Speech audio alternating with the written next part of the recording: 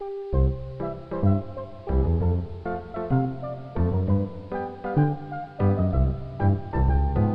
Lucy. How's it going? Hi, it's good talking to you again. Good talking to you too, as well. Ooh. Lucy here. Just quick introduction. She was a former game designer. She has a lot of designing experience and quite humble about that.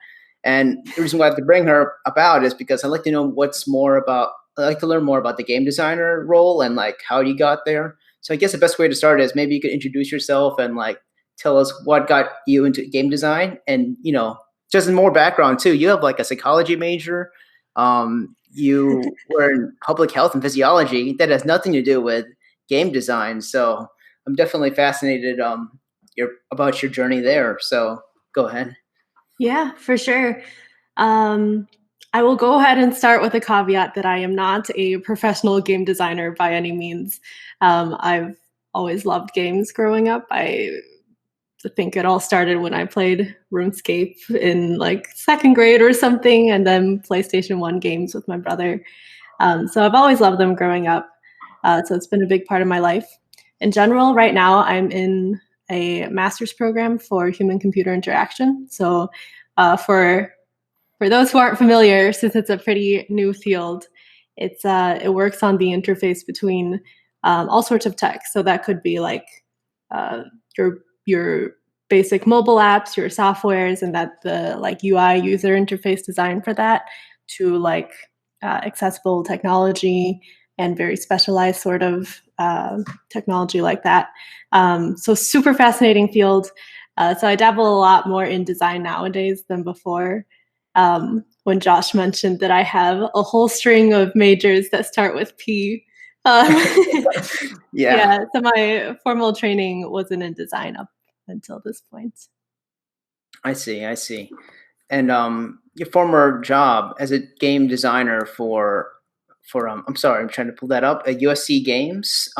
What was that role like? Because I know people think that game designer and game developer are almost the same thing.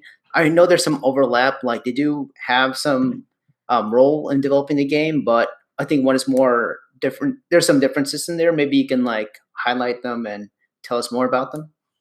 Sure. Yeah. The game industry in general is fascinating. Um, and I guess everyone's part of the development team. I would consider designers, user testers, everybody to be part of the dev team. I assume what you were referring to for development are the actual engineers who are incredible, and I am definitely not one, and I respect them very much for their incredible skill. So I guess a game designer's role is more to work on. I guess an analogy is like to author the story behind uh, what's driving the game. So not so much making the graphics, that's the artist's job, not so much making the actual implementation, that's the engineer's job. The game designer works on like the what's driving the game, the player's perceptions, um, how to motivate the player, what the actual plot is like. And obviously that differs a lot for different genres of games, I but see. So you're like the hopefully that's Steven a Spielberg for video games, right? In a way, a film director. there are definitely incredible game designers out there who I definitely think are on par with that.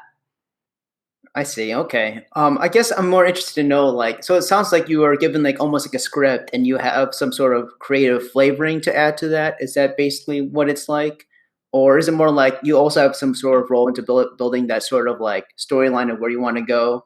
Because I know it sounds like you build up like the atmosphere of the game. You also design like the interactions, dialogue, and all that stuff.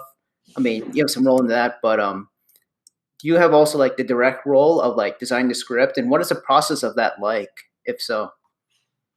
Yeah, I think that varies a lot based on the project and obviously the size of the team you're working with. Mhm. Um, and our more well-known games, there's screenwriters for the game who do the scripting. There's actual directors, producers who manage a lot of that. Um, for the project I worked on, I worked with the director. He was also the director of engineering. It was a very small team. And we did a lot of like level design, things like considering what the player would expect at certain stages, what overall moral and story we're trying to have the player learn, like how to give the player a sense of progression so it feels like, you know, you're not just going against the wall, that you're actually growing and you're learning more. So a lot of that kind of stuff. I see, I see. And I guess like just for everyone to have a context of what that's like, you don't mind if I pull up the it's like Ginkgo, right? And is that one of the games that you were involved with? I seen in your profile. Yeah, Ginkgo I was not on the game design team for. I worked more on usability. Usability. I see. Yeah, the second one, uh, I assume you're looking at my portfolio or something like that. Yeah, I'm looking Um, at your website. And this is the Ginkgo game. yes, And you also shout out to the Ginkgo team. They are just an incredible group of students, and the game made it to GDC, but was unfortunately GDC was canceled due to COVID. So if you guys get a chance to check it out, it's amazing and beautiful. But Kingdom of Nature was the one that I helped out more on. I see. And usability doesn't mean like how to use like certain different how does it work on different consoles and platforms? Is that basically what it's like? I'm not familiar with any of these terms, so maybe you can tell us. I probably should have studied this beforehand. Sorry about that. No, no, not at all. But It's a yeah, very what's usability? It sounds like literally just how to use it. I don't know. Yeah, go ahead. yeah. I mean, that's pretty much it. There's a lot of different facets to flesh out um, when it comes to usability. Actually, in the design program I work in now, or one of the main reasons I decided to go and do a master's program for design is because I noticed, as inspired from the game industry, that there's a lot of usability issues, especially when it comes to accessibility. Um, so to answer your question in general, it is essentially the how easy it is for the player to accomplish what the goals are that the development team intends. So what I did was I play tested for Ginkgo. I play tested some parts in the beginning and gave advice in that aspect. I see. And this is your first game designer role, I presume. Like, is there what sort of skill set do you need to take this role? Like, do you have some sort of experience or portfolio you have to build beforehand? Like, let's just say if I want to be a game designer, do I have to like at least make one game that I can use as my portfolio? Yeah. Yeah. So again, I'm not a professional game designer, but I do have enough friends in the field, and um, it obviously depends. Again, you can always start your own indie studio, do something like what I did, work with a small development team. And that's a great portfolio piece and something you would probably need if you're trying to apply for a big game studio. But there are definitely game design programs out there, or like interactive fiction type classes in a lot of schools. Those are good places to start to get a good grasp of how to lay out the logic that you might need for these games. So yeah, that's a pretty good place to start, I think. And from then on, it just depends on what part of the industry you want to work on, if it's a big studio or a small studio. I see. So when you do start on something, would you say these courses are available in Udemy or Udacity? And what sort of principles do we have to study on? So I know you emphasize usability a lot. Are there any other aspects that we have to study? Like, I guess some basic design course, or like what are just maybe to make it easier, 2 to 3 places to start where I can start to develop my game to get that portfolio ready and apply for some of these game designer jobs. Yeah, there are definitely courses available on a lot of the online platforms. Um, Again, I think learning some pillars of narrative uh, definitely help. Um, there are some very famous games out there that are pretty much one man team, like Stardew Valley. Um, where you design the game and engineer it all yourself and make all the graphics and everything. So if that's you, like, more power to you. That is incredible. And you might want to pick up some engineering skills from there. Even if not, I think having a good cursory understanding of what can be implemented and what cannot, I think would serve you well in the future while working with engineers.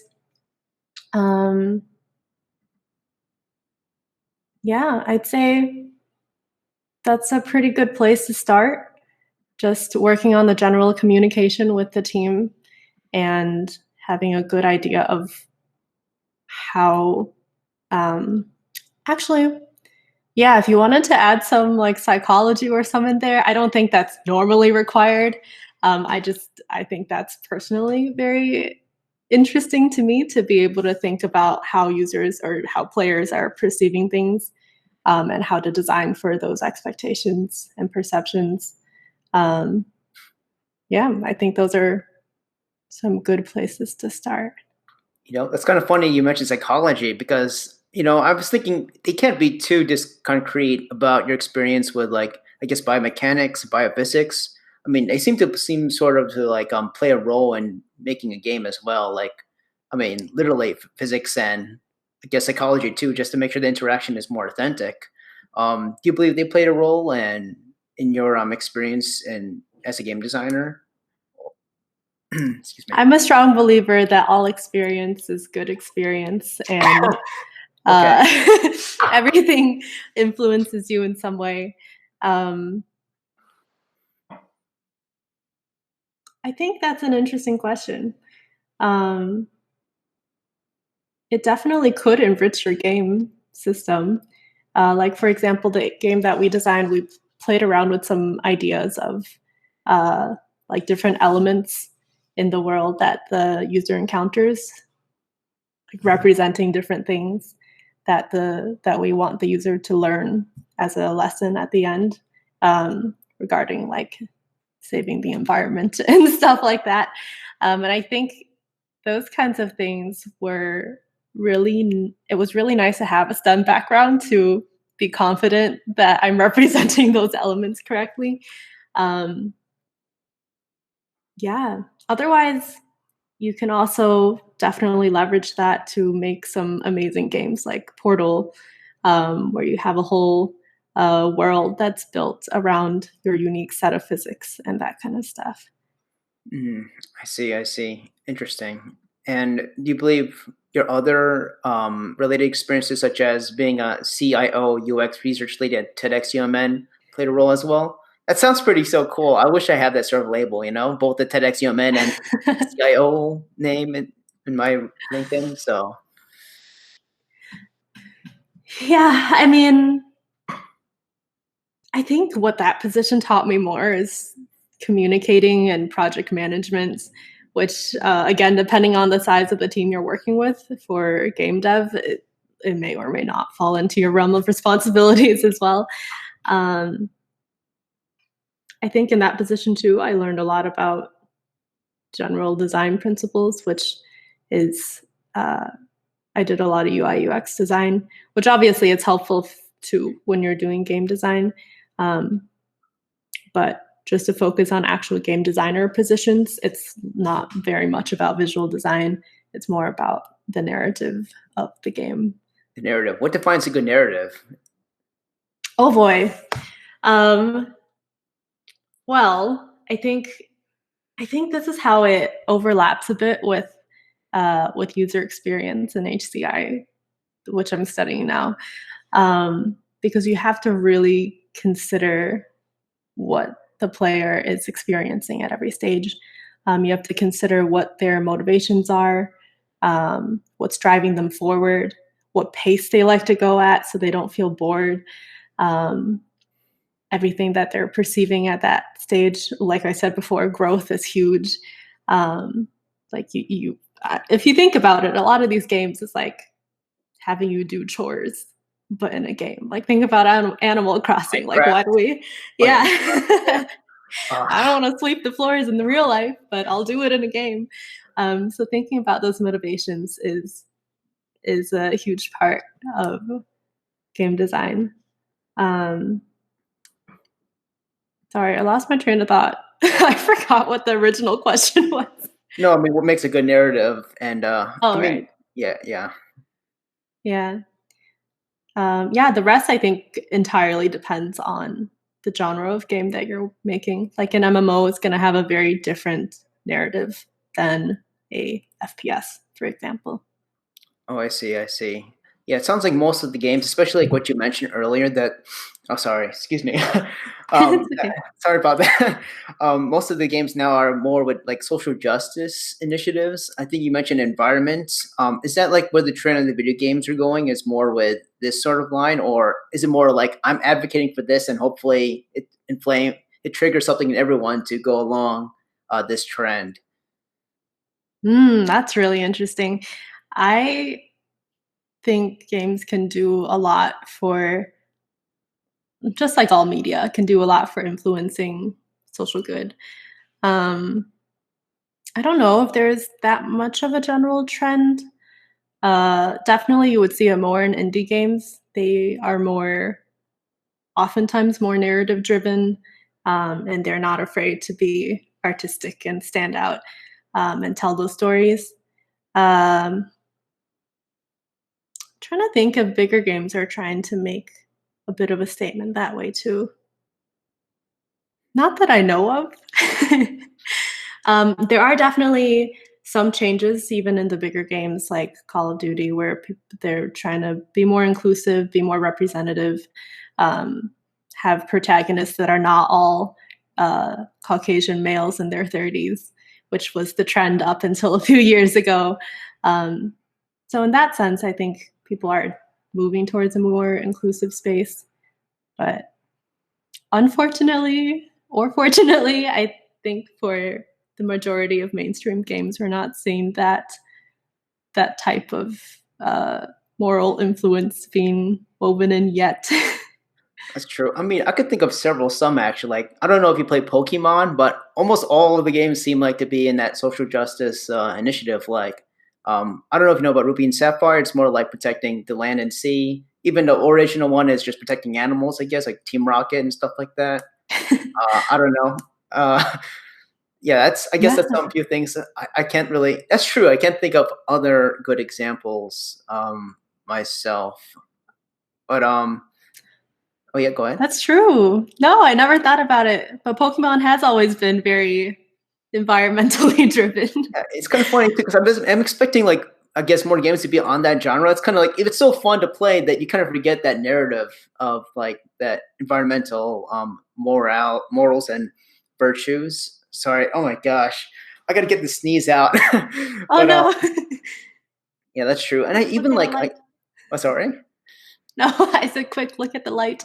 look at the light. Yeah, and then like I guess Earthbound and I guess actually most of the Nintendo games seems to be within that initiative. I guess maybe so, except Mario. That might be an exception.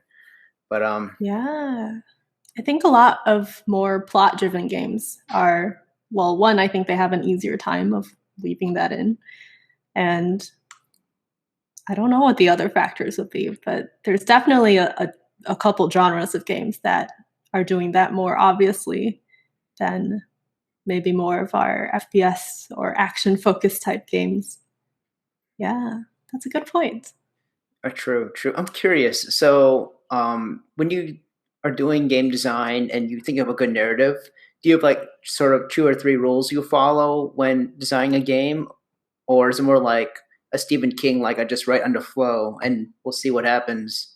I don't know. Yeah, Yeah, I mean, to be realistic, there's always constraints. I've never started my own studio or anything like that. So usually there's already a general goal in mind, whether that's to uh, create a certain type of game that involves certain types of technologies or something like that. Um, and that, as with all jobs, right? There's always constraints.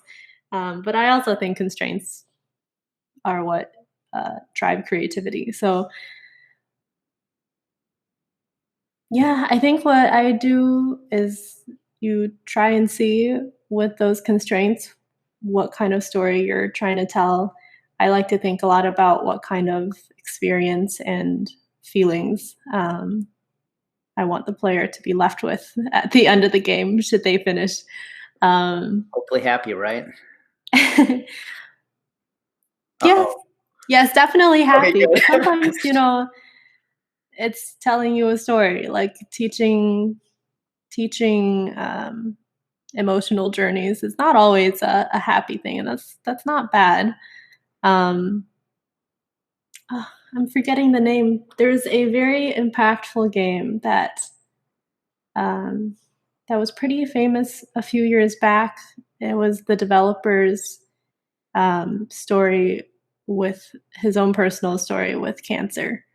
And it was very impactful and a very masterful game, but it definitely doesn't leave you happy. Wow. um, yeah, there's a lot of games like that, and I think they're just equally as masterful, if not harder to make. So yeah. Interesting. Well, can you name us a few games that strike you at your heart that have a good narrative as an example? And tell us why too, I'm curious. To have a good narrative. Well, just because we've already talked about it before, um, I don't even know if it's as much about the narrative as how the world is built, but Stardew Valley. Maybe it's because the world is really stressful right now, but um, it also tells a story about escaping the corporate world and learning to appreciate life and realizing that your problems are not as world shaking as you think they are, that there's more out there. Um, as well as to love and appreciate the environment. So I'm always down for that. Um, I think Bioshock Infinite was one of my favorite games for a very long time. Sounds familiar. Yeah. Oh, it's beautiful. um, it's not as much impactful as just a very well done story. Um, I'm trying not to reveal any spoilers, but Or just the reveal ending it. is true. And It's been out long enough. I'll give a warning to the audience. But Lucy, just spoil it ahead, guys. Just skip 30 seconds or something. You know. Yes, if you're still playing it for the first time, which I still do recommend, um, it like everything you thought you were doing was not what it was. It it turns out the main villain that you're fighting against the whole game is actually you yourself from a different multiverse. And as a physics nerd, it goes into this whole multiverse theory at the very end, where everything you thought you knew throughout the whole game was not quite how it actually is. And it makes you see everything differently. And I think that's, um, oh, yeah. And it also tells you an interesting philosophy about, like, can we actually change anything in our lives? Um, Said a it's been yes a or no. few years since I've played it. So I'm sorry if I quoted it wrong, but that's the impression that I took away from it. And I think it's an absolutely beautiful narrative. Interesting. And you said, could you change anything in your life? Did that end up as a yes or a no? Are we just predestined to, I guess, either failure or success? What was that morale that was brought up from that game? Depends on what you take away from it, right? Oh gosh, one of those forked road stuff. Yes. Yeah, it's kind of interesting that you mentioned that things about like escaping the corporate life. I mean, I know these are not video games, but I'm seeing this more in like some anime, like One Punch Man. Like everyone has a rank and all that stuff. I guess Justice League and Marvel. It's almost like they're almost like company corporatized and making sure to make all the right business decisions. That's Mhm. that's an interesting trend that's going on. Hopefully, it goes more into the social justice initiative, like what you mentioned. Um, Mhm. but I'm curious though. So, I guess back to you had to create a good narrative, and I know we passed through this about important usability principles. what are 2 to 3 good usability principles we should keep in mind? Is it just like intuition, addiction, and all that other stuff, or is there like 2 to 3 rules we should keep in mind that yeah, what are the 2 to 3 good rules that game designers should keep in mind? Well, I can give you 2 to 3 general usability rules that any designer should keep in mind. Oh, and examples too, like how we've seen in other games, like that's good usability designs that they followed, or this is a bad example. Don't follow this game. That's Oh boy, drama time. No. Trying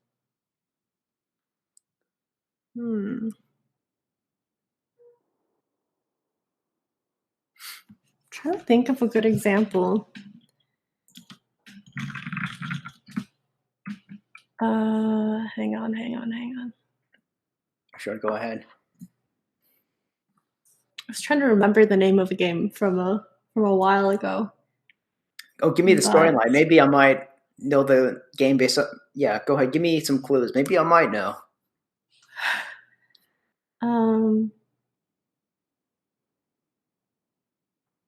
Well, maybe it wasn't a good example anyway. But anyhow, I'll start with some principles that are good. Okay. In general, in design usability, you want there to be I'm trying not to bias it too much towards accessibility, because that's where my passion lies. So in that sense, in the accessibility sense, you want to make sure that it's accessible to a wide audience. Like for example, I want to say 1 in 9 men are colorblind in some way, and most user interfaces and games currently are not designing for that. So there's a lot of aspects like a mini map where the markers are differentiated by color, where somebody with various types of color blindness just wouldn't be able to tell which one's an enemy and which one's a friend, and that sucks. There's a lot of aspects like multimodal inputs where people are able to, for example, play with just a keyboard and not a mouse if you have limited mobility. There's things like that in usability. There's also a lot about like efficiency, and if the player is able to do what they can. I'm sure you've also encountered in like some game menus where the tooltips flash by way too fast. There's no way you could have read that. You can't bring it back again. You don't know what that tool is supposed to be for. And those are things that need to be considered. I'm sure if you go into any game forum or subreddit or Discord, you'll find people complaining about things, and most of those are usability issues. So yeah, while I can't think of any off the top of my head, for good examples, I know in recent years, designers have been trying to do more inputs. And if you look on the back end of that, a lot of the UX designers are working on cool things like various remapping of Xbox controller inputs. So like, for example, if you don't have mobility in your left-hand ring finger or something, how can you remap things on the controller so that you can still do those same actions? Yeah, and you can look at the charts, and there's like a million different varieties. But in general, the field is still being explored. So hopefully we'll see a lot of advancement in the next few years in that aspect where things are more customizable.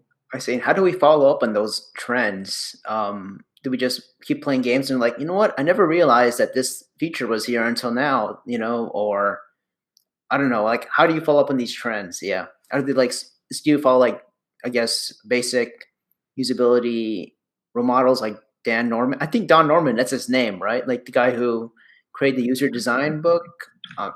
Yes. Yes, it is. I only know him as Norman because I only ever talk about him as Norman and Nielsen. But yes. Oh, yeah, the Nielsen principles. Yeah, that's the one that I think that's the one I was trying to head at. But yeah. Who do we exactly follow for these principles? I know they're not solely for video games, but I guess yeah, Yeah. Oh boy, here we go. I'm so excited that'll be interesting. because this is what I work on. For example, the lab that I work in right now is typically a accessibility lab as well. It's a sonification lab, so its main focus is on making visual reliant information also interpretable via audio. So, for example, like data graphs. Like if you have visual impairments, it's very difficult to see graphs and charts. And how do you make that an auditory experience? Um, or like sharing Instagram posts. If you're not able to uh, see the safari vacation you're going on, how do you take pictures and share that socially? So those are some interesting questions, and a lot of research labs in academia are working on. But a lot of big companies are fortunately also making a big push in that direction right now. Um, I'd say Microsoft is a good leader in that field, and a lot of them have development blogs um, that you can definitely follow. I see. Which ones you follow? I have some friends who work on accessibility in Google right now on the Google team. So I definitely look at their stuff and I chat with them about it. In general, though, I'd say it's a quickly growing, fortunately, field, but it's not quite there yet. That I have any specific resources that I could point to other than speaking with people in the field. Maybe I'll go and do that post grad.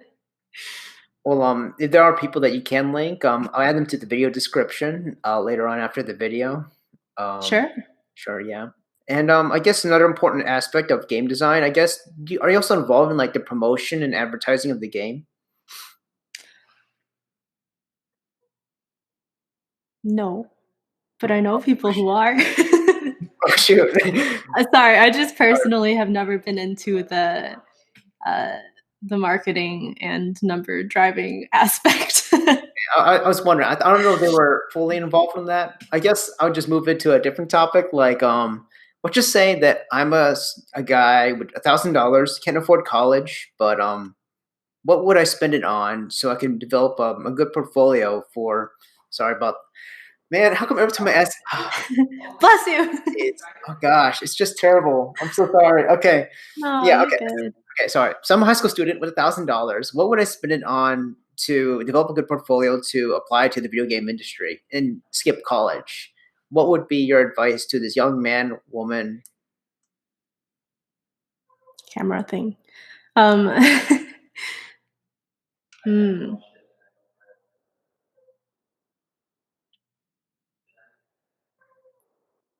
That is a good question because, in general, up until the recent few years, um, the game industry and tech in general, you don't need much education or any formal higher education for, which I think is one of my favorite parts about the industries.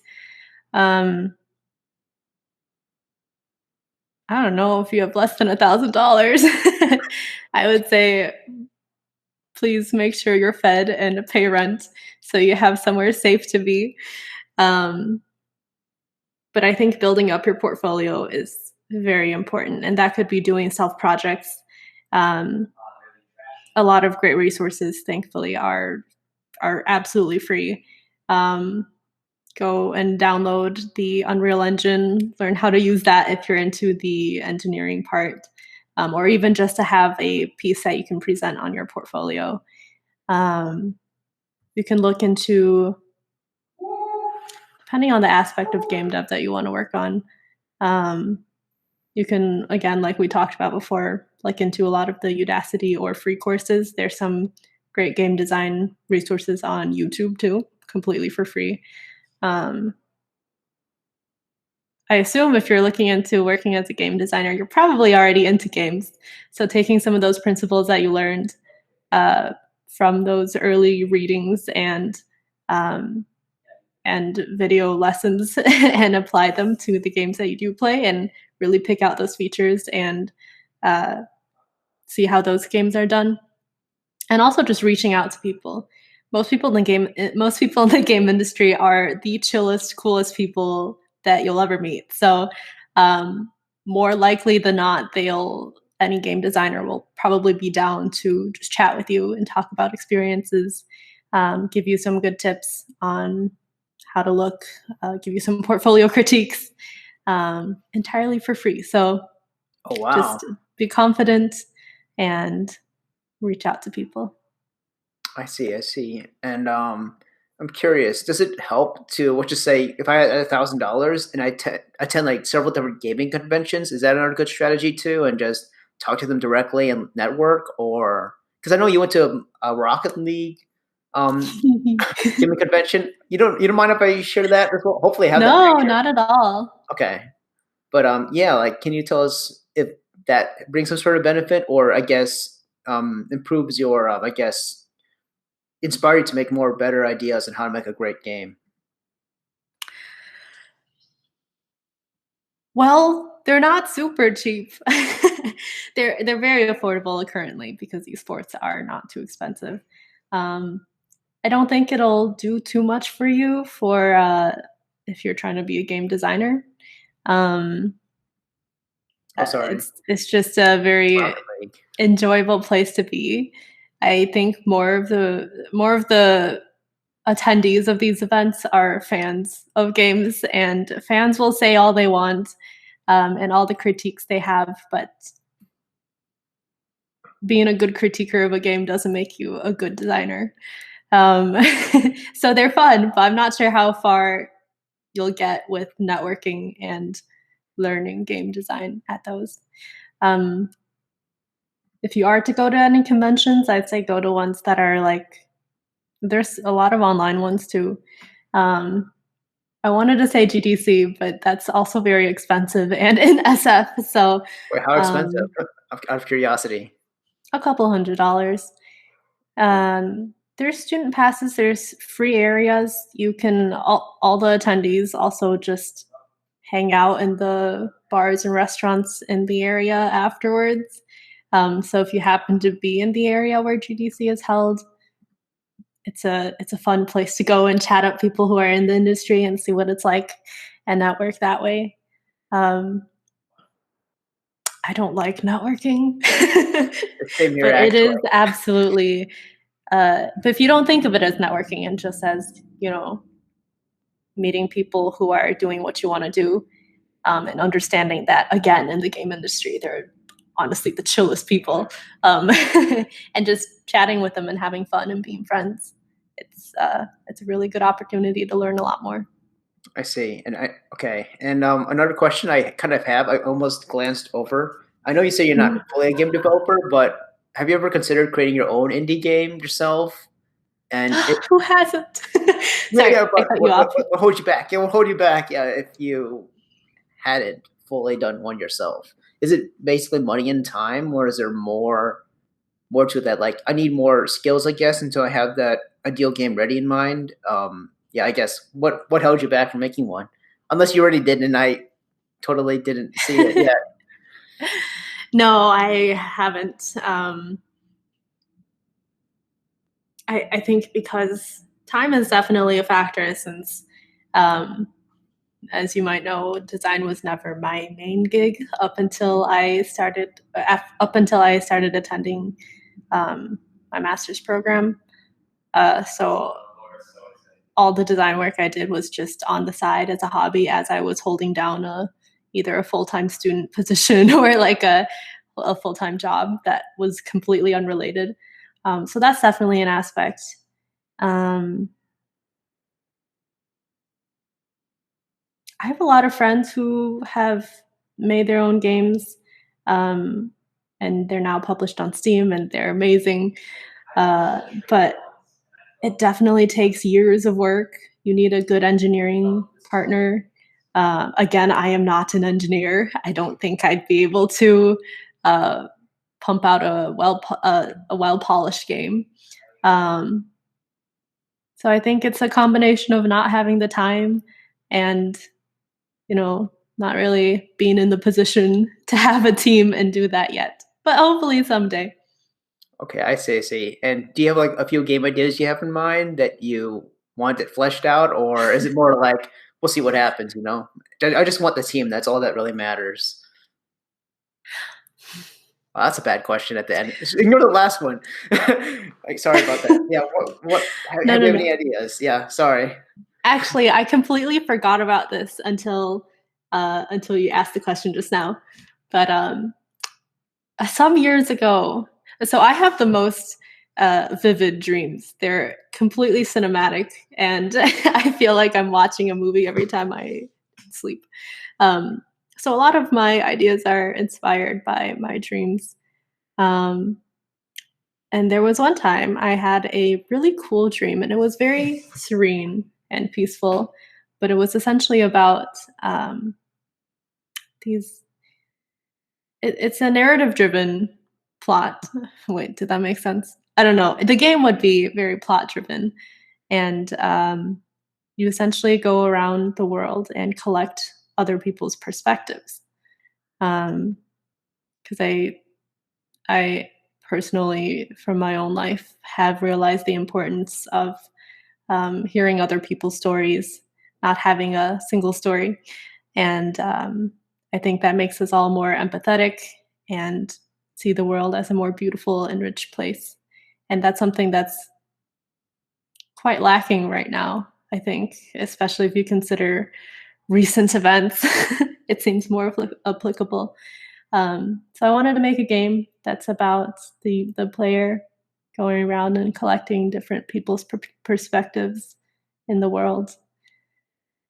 Interesting. And I'm curious. Can you give us more details about that dream, or is that like maybe for another conversation?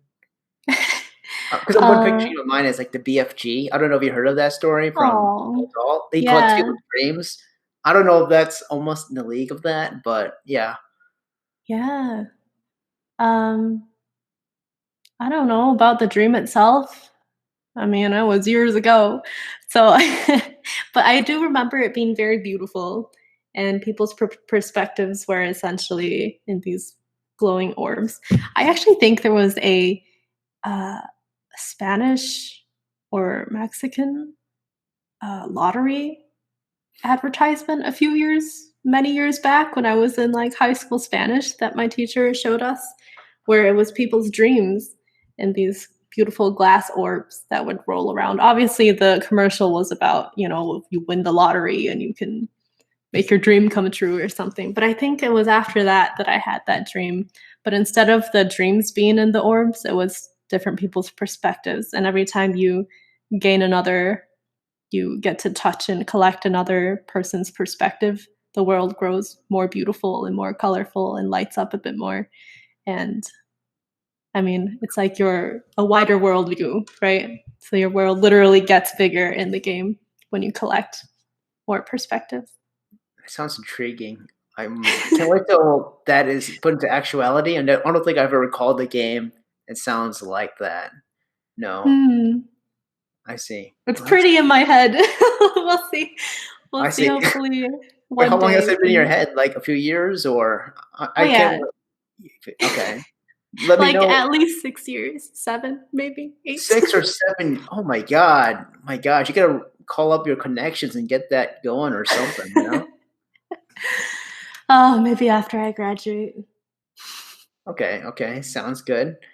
I guess another question I have is 2D or 3D? Because well, I don't know. Maybe the reason why I also conduct this video, not a secret because now I'm talking this recording, but I don't know. My brother and I have a little friendly competition that maybe want to make some games, and whoever performs the best wins. I guess whoever makes the best game wins. So I mean, I experiment around with, I guess, Blender, Unreal, and Unity. My brother does Chudy, and it seems like he's having a much more easier time with Chudy than, me trying to make 3D stuff. So I don't know. Is there best? What is it, if I'm just starting out? Is the best way to start to going 2D then 3D, or what is your take on it? Yeah. Hmm. An interesting consideration. I think especially with the tools that we have nowadays, like you mentioned, like Unity and Unreal and Blender, all of which are free, um, it is probably not that much harder, regardless. if you're doing 3D or not. So I'm not sure if that makes too much of a difference. Again, I'm not an engineer, so I don't know about the technical aspect, if that would be significantly harder. I see. I Maybe think better. Oh, go uh-huh. ahead. No, sorry, go ahead. I think at the end of the day, it depends on what genre and type of game you're trying to make, and whether that be easier conveyed in a 2D or 3D format. Yeah, actually, that's kind of in line with what I was about to ask. Like, are there certain genres that appeal better in a certain format, like 2D or 3D? And what would they be? Yes, I do think so. Like, for example, I'm trying to imagine a first person shooter game in 2D. Would that even be possible anymore? The I'm old not Doom, sure. games, right? Or Wolfenstein, the Yeah. old Wolfenstein Game Boy game. That was See, that's 2D. why I added any more to the end of that. Um, yeah, I'm not sure. I think just, for example, the more recent generations of FPS players might be more used to or more reliant on like sound and being able to hear your enemies approaching in a 3D space. And I just wonder how that would translate in a 2D format. That said, those kinds of things I'm always a huge fan of because I love genre breakers. Um, so I think it's totally doable, and I would really like to try a game like that nowadays. Are there other ones? Maybe MMOs? Most that's true. Like Minecraft, I don't think that would be good as a 2D game. And unless, yeah, go ahead. Have you heard of Terraria? No, I haven't. No, what's that? Oh wait, Terraria, is it like going under the ocean or something like that, and just seeing sea life? I don't know if that's it. No, that is not Terraria. Is Oh, that that's Abzu? Are you thinking of Abzu? oh my god, Did there's I so many. pronounce that right? I have no idea. Um, no, Go ahead. Terraria is pretty similar to Minecraft in that aspect, where you harvest materials and you build shelters and you go and attack enemies, but it is a platform. It's a 2D game, and you can play socially with friends, and it's a quite a popular game, and we should play it sometime. Um, so yeah, I think it's possible, but it's very different. It's a very different experience than Minecraft. I don't know. It's up to the designer. I see. And I guess another good question I think is like sometimes as a good game designer you have to develop. I mean, you have to experience a lot of video games. And you mentioned the word genre breaker, so I'm curious: are there a few video game genre breakers that are good examples of like that can inspire upcoming game designers? Ooh. I mean, excluding the obvious ones like Minecraft and I guess Pokemon, but oh, I don't know, Pokemon's genre breaking, but yeah, like any recent good ones or And a recent one that I personally consider a genre breaker that most people would know is probably Rocket League. Like, try and figure out what genre Rocket League is. It's not a driving game. It's a sports game, but it's not like FIFA. Like, what is Rocket League? that's a good point. Yeah, and it's incredibly popular, and I think part of that is its uniqueness and creativity that goes into it. Okay, I see, I see. I'll play more Rocket League, I suppose, and maybe that can inspire me in my competition against my little brother. So we'll see. Yeah, but also I wanted to touch on your what you said about needing to play a lot of games. I don't think that's necessarily true. I think you can sometimes the most creativity comes from people who haven't played a lot of games because you don't have those set uh, structures that are already built into your mind. You're not as biased towards certain plot lines, like, oh, they have to have a weapon that they shoot with or something like that. Um, I think sometimes the best games can come from those. So I do hope people utilize that more. It's just storytelling. It's just another medium of storytelling. So I think anyone's a storyteller. So anyone could be a game designer. Cool, cool. That's inspiring for me. I'm not really a game player that much. I mean, most of the games I play are like Nintendo 64 and Game Boy stuff, so that gives me hope. Um, I think also important question is, other than having this tech skills, do you have any like health, I guess, suggestions on like, because game designers most of the day you might be sitting around. How do you balance it out with a more healthier diet or exercise routine? Or habits, basically. What are some suggestions you have for those? Mm.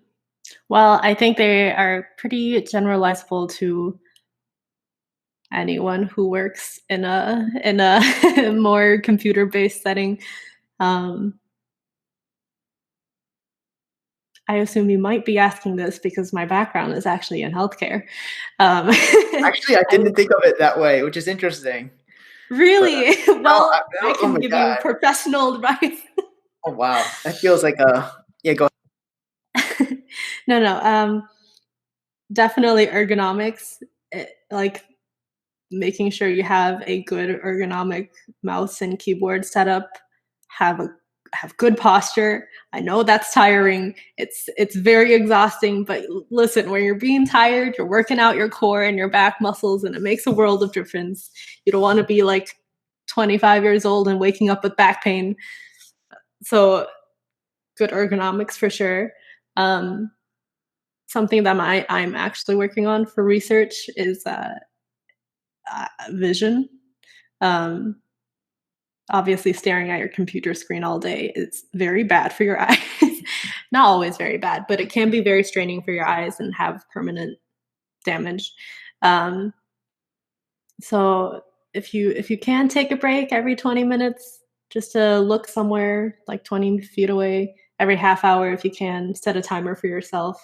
Um, and get into that habit, it can make a big difference. If you really can't, try and remember to blink more or use okay,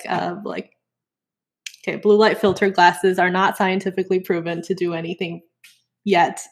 Um, there's a lot of anecdotal evidence about it alleviating eye strain. I also am part of the anecdotal boat, but until something's actually proven, I guess I can't professionally recommend them. But yeah, blinking a lot. A good strategy that you can take is have a ton of water around, so you make sure you hydrate a lot. And as you hydrate a lot, you'll probably have to go to the bathroom, so you'll stand up and make sure you don't get deep vein thrombosis and get some steps in. Rest your eyes when you take those bathroom breaks. You know, what do they call it? A triple whammy or something? Never heard any terms about bathrooms. No, triple whammy. What does that mean? No, I meant like three birds with one stone. There we Oh, go. That's a I see better what you mean. term. Oh, I see. Oh, okay. Yeah, yeah, that makes sense. Yeah, I And don't think triple whammy was the right term. yeah, you said bathroom, and I heard triple whammy. I'm like, huh, three things at the same time. What could they? That doesn't sound Wait, that appropriate. doesn't sound good. Yeah, I was like, huh, that sounds interesting. What is the third thing? But We interesting. don't That's need to be that efficient. yeah, true. And when you mentioned about like blue filtered glasses, what I do also is put my computer always in night mode. It always like I guess shades the screen, and I guess it makes my eyes more. It's the screen's more friendly towards my eyes, so that's I guess maybe a tip for someone. Um, Yeah. I guess one more thing I guess is now I'll close this soon. Is if anyone has any questions about being a game designer or anything like that, do you have any like social media profiles that you would like to put out, or you're more like don't even reach out to me, but reach out to these guys instead? Oh, there are so many people you could reach out to, and I could connect. I could connect you with a lot of friends in the game industry. Um, Again, they're just the best people to work with. They're all very driven and very passionate. Um, and that's not to say there's not negative aspects to the game industry. There are many. There's a lot of gender equality issues. A lot of media coverage has been done in that aspect, so I don't need to say too much more on that. But again, I'm a human-computer interaction graduate student, UX practitioner. But I'd be happy to answer any general design questions, usability questions, accessibility questions. Please do ask. You can find me on social media. I'm currently Untitled Loose, like Untitled Goose Game. But it's untitled.luce on Instagram. Feel free to shoot me a message. You can also go to lucychen.com and you can connect with me that way as well. And yeah. Cool. Well, thank you so much, Lucy, and I hope everyone has some sort of ideas on what it takes to become a game designer. Even though Lucy is not, a fully fledged, she has some pretty interesting ideas out there. Okay, well, I guess I just end this recording. Thank you, Lucy. Thank you.